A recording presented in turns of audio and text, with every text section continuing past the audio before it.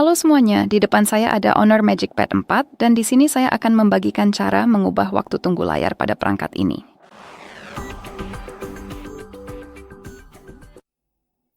Jadi, mari kita mulai dengan membuka pengaturan, lalu di bagian kiri ini gulir dan cari opsi tampilan and kecerahan.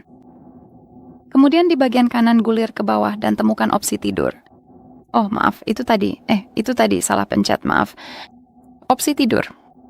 Dan di sini kita punya beberapa pilihan berbeda yang bisa kita pilih. Di bagian atas ada pilihan yang relatif singkat seperti 15 atau 30 detik dan di bagian bawah ada yang paling lama yaitu 1 jam yang cukup lama. Jadi yang perlu kamu lakukan hanyalah mengetuk opsi yang ingin kamu gunakan. Saya pilih 10 menit dan lihat notifikasinya muncul, artinya setelah 10 menit diam, layar akan mati. Baiklah, itu saja. Terima kasih sudah menonton.